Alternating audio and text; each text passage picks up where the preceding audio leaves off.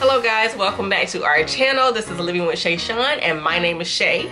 I have my little one back there. She's somewhere in the background. There she is. So bear with us because we have to get this video down, but at the same time, well, get this video done, but at the same time I don't want to boot her out of the room. So she's gonna keep it down and we're gonna talk about curriculum today. So this is all about the year 2020-2021 curriculum for kindergarten. And these are just the choices that I have made for my daughter. As you guys probably know, if you're watching this video, there are so many options out there, so many choices, so many things that you can do, use, and take advantage of if you see fit. That is just overwhelming sometimes, and I found the same issues, and so I just wanted to make this video to kind of be another voice of some of these curriculums that I chose, and then maybe to give you guys some ideas if you are looking for ideas. So when I was choosing the curriculum, I did keep in mind a couple things that I wanted the curriculum to meet in order for it to work for me as her homeschooling teacher, and then for her as the person that's going to be utilizing it or having to do it.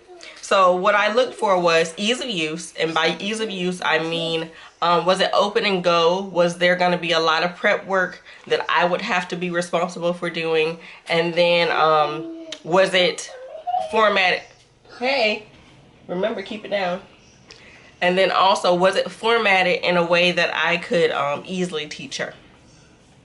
And then the other thing that I looked for was, and I have my notes down here because I didn't want to ramble too much because I do talk too much. But anyway, and then I also looked at the learning style that the different curriculums used, and I took that into consideration, and I thought about my daughter and how she learns and the things that I've observed about her and what's best for her based on what she's shown me. And so I did consider the learning methods that each of the curriculum used. And then the third thing, of course, and one of the big factors, is feasibility and just expense of the curriculum. So because a lot of this stuff can be trial and error, and it might not work or be a good fit for you or for your student, I did not want to spend a lot of money on any one particular curriculum. So I did not choose just one curriculum. This is from all over the place, and I chose each one of these curriculums for specific reasons. And I just love the flexibility in it, and I love the idea that I can customize what I teach my daughter based on what we see is just the better fit for her. So anyway, and that's the joy of homeschooling, you guys. So anyway, I'm very excited about it. I love this whole process, and I just hope that I can share something that will actually help you guys. Anyway, so when I'm talking about curriculum, I think that there's like a division, there's sections to it. So there's like the core curriculum, the things that like she needs to know to pass kindergarten or pass whatever your state standards are. And then there's the supplemental things, the extra stuff that I do want her to learn just to make her more cultured. Really, battery. Sean. All right, the camera died, but I'm back. So anyway, so like I was saying, the core curriculum are the things that are your state standards and what your child needs in order to pass whatever grade level they're in. And then I feel like the other stuff is the supplemental. So for me, what I chose to be our core curriculum are math, reading and phonics, language arts, handwriting, and then those are like the core curriculum for our year. And then for supplemental, of course, you have all those other things. Like for us, it would be Bible, because I do want to teach my child about the Bible and what we believe in and things like that. Science, history, geography, your Spanish, your whatever language you're going to teach them, and then also arts and crafts. So that's that part. And now let me just show you guys doing arts and crafts. You always do arts and crafts.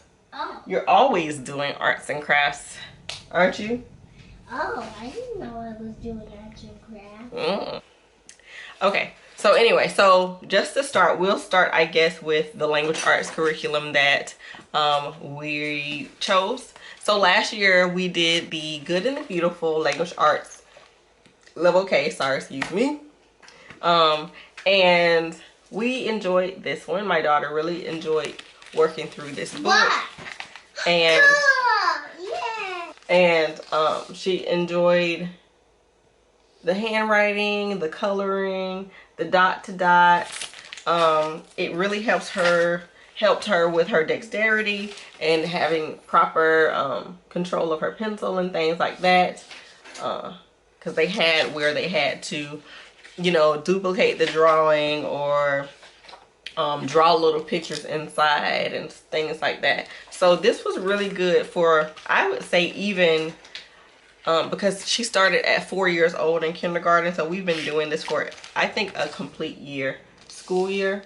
And she really enjoyed it. So I would say this is an early preschool appropriate through to kindergarten handwriting curriculum. So this is what we did last year. So we'll finish that this summer. We don't have that many pages left in it. And then for her K-5 school year, we're going to be diving into Handwriting Without Tears. This is the orange book. I don't know how the levels go, but this is the book that we chose. And just off the bat, as soon as you open the book, it just tells you really. The creator, she wrote a little note to the kids that was super cute. Love that. Her name was Jan Z. Olsen. It says, "Dear students, this is your book. You will learn to write. You will learn numbers. You may color too." And it's really simple and easy to follow.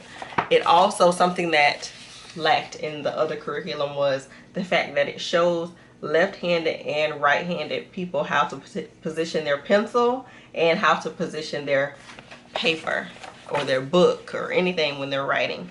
So that was a plus. Something that this curriculum has that the other one did not really have much of was copy work, so that she could independently be copying letters and learning how to form her own sentences and things like that. So it was reinforcing reading, reinforcing lots of things like that. See, she would be able to write her name by herself, which she can already. I love the way it shows the kids how to form the letters. So you don't actually have to demonstrate it. There's a picture with a tutorial for each line to form each letter. And that is a great way to demonstrate to them how it's gonna be done. Something else I really liked about this one was, let me see.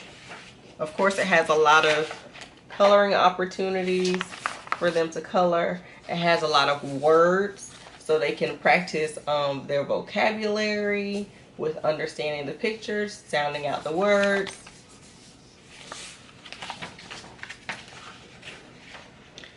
And let me see. I just love the way that they show the children how to write the letters too. Like this one says slide down, and then this little child on the slide. So slide down, and then you slide up. So I love that. Different ways, different lines that they'll use to write on. I don't know. I'm just excited to use this. This is an example of like the copy work right here. Lots of copy work, lots of practice in there. So we're going to work through this, and this is Handwriting Without Tears, and it's the orange book. I got it off of Amazon, and it was like $11 maybe. I don't know. It was pretty affordable. Mommy, yes. You You already showed them all of that. Yes, I'm going to show them this now. Okay, so that's handwriting. The next one is, let's go into phonics. So for phonics, I just felt like for phonics, they need, I would like my daughter to have some extra phonics practice and then to have a real curriculum that focuses on phonics. Only phonics. So JDA, you've probably heard of her, but if not, then check her out on YouTube. She has a entire world of schooling here on YouTube, and she taught all of her children, I think from age 2 and 3, how to read using the methods in the Alpha Phonics curriculum for phonics. And so I loved her program. I loved her recommendations. She highly recommends this book and the process, and I just went through it. It was only $19.99 on Amazon, and it includes the instruction book for the kids, like the workbook, and in the back of it is the teacher's guide, and it is really good. It's straightforward, easy to do, and I actually chose this one over another phonics curriculum that I was going back and forth on. I actually purchased the other one too, but I'm going to send it back. Just because I just feel like I want to give this one a try. The lessons are straightforward. They're easy. This is lesson 1. This is all that lesson 1 is. And in the back, it teaches you, it shows you how to explain it and break it down to your child. Lesson 2.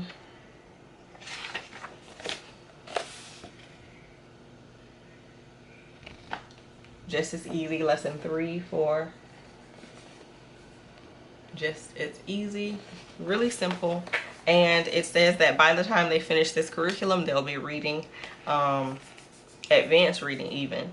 And something that I really like about this curriculum is that it's not only for children, but it's also appropriate for adult learners. So if you're an adult and you're learning English, this is a good curriculum for them too. So look, if they can teach a child and they can teach an adult, they can teach anyone, okay? So this is the one that we chose.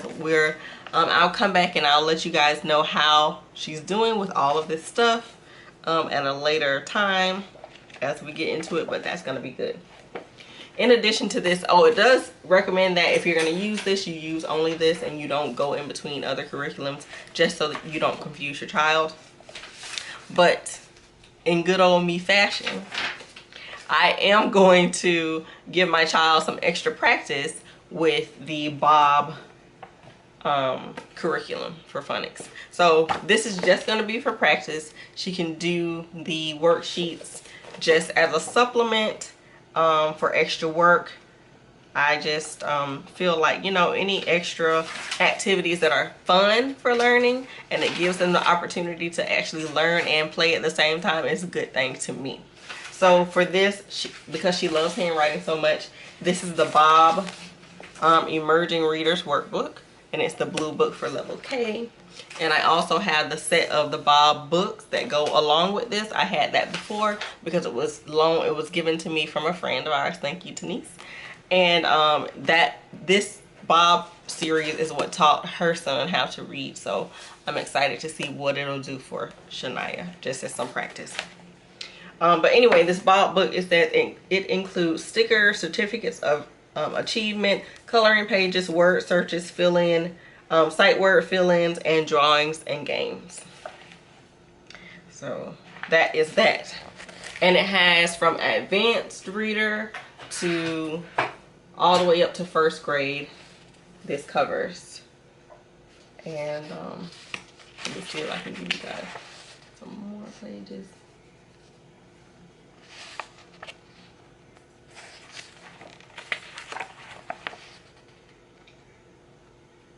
So as she reads a book, then she can come in here and she can do the exercise. So that's phonics. And then next I have math. Let's go to math. No, actually let's go to language arts because it just makes sense. So for language arts, last year we did do the pre-primer with the good and the beautiful, and she finished that long time ago. She loved it. We didn't start the other one just because I wanted to give her a break, let her focus on some other things. And then, so this year we'll start off fresh with the Good and the Beautiful Language Arts Level K.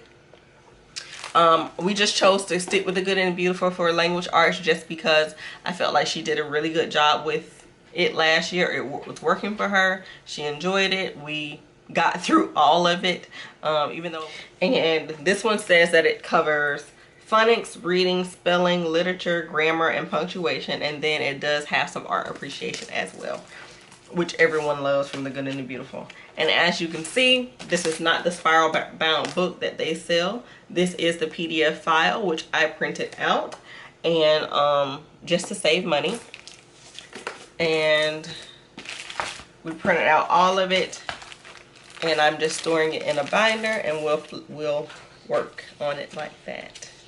So in it, looking through it, it looks straightforward. It looks just like the other one was, the other pre-primer was set up. And let me see if I can get to it. I think it has some good things in there. Good structure for learning. So you have your sight word ladders, which I think is a great idea because you're always like, which sight word should she learn? Which should she learn, and which order should she learn it? And so this breaks it down, and you have the ladder, and it just goes in groups, and as they master it, you check it off, and then you move on to the next ones. So that's pretty straightforward, and I feel like the way that they organize it is pretty good for the words that they start with first, so that they can become confident in knowing that they can read it, and that they have this before they get to some of the harder stuff. And then this is lesson 1, a beautiful illustration. And so you'll do that picture study, and then you move on to the lesson. This is lesson 2.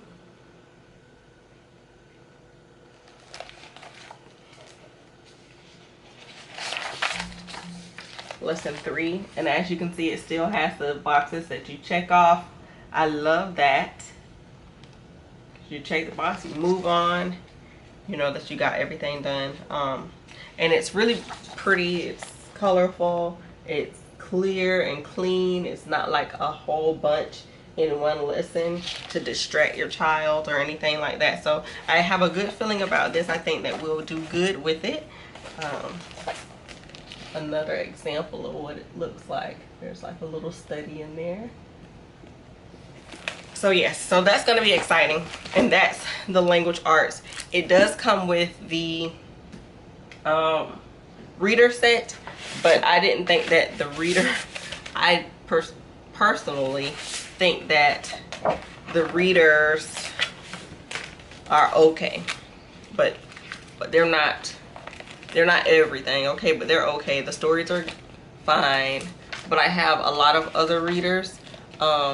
They say that it's diverse, but the diversity is limited, and the stories are segregated. And yeah, I don't know if we're going to use the readers. They're not required to complete the curriculum. You don't have to add that part in there, and you can still complete the complete curriculum. And I have other readers that my child can use to supplement if we don't use those. Not saying that we won't, but if you don't, you don't have to if you don't buy that part, because it does not come with it. And then also to supplement that Good and the Beautiful Language Arts curriculum, I did buy this book, which is a grammar and punctuation practice book, and this is by the Evan Moore Company. It's for level K, and I bought this at the recommendation of a YouTuber who said that that curriculum did not have a lot of grammar practice for her. So just in case I find that to be true for my daughter, I did want to go ahead and have another backup for practice that was something that was easy and fun. And this is really fun. It has a lot of fun activities that actually your child can do to practice grammar and punctuation. So, and I got this on Amazon, and it was really cheap, like less than $10. Okay, so now for math. So last year we did start the Good and the Beautiful Level K math, and we enjoyed it. There were some things in here that we did not enjoy, that we did not like. And I'm finding that this is other people's issue too with this curriculum, is this daily dose thing. So the daily dose is right here, and then as you move on from the daily dose, you have the lesson on the next page over. On this, and then the next page over. So the daily dose is basically like a scripted circle time, which I did not like for myself. And I just felt like this was taking us a lot of time to do something we didn't really want to do in order just to check off the box. So going forward, we will complete our Level K Part 1 book, and then I might even order Part 2 to the Level K for the Good and the Beautiful. But we won't be doing that daily dose part. And because the way that they did the place value learning, my daughter did not learn, she's not grasping that concept just from that activity. And to do it every day and it's not working, that's just a waste of time, right? So we did enjoy a lot of the other things. She loved the manipulatives that you use, which are like laminated pieces of cutouts and stuff like that. She loved doing that. She loves the block. She loves all the other stuff about it. So I think we'll continue to do it. We'll see if it's working, and I might order Part 2 for the Good and the Beautiful math.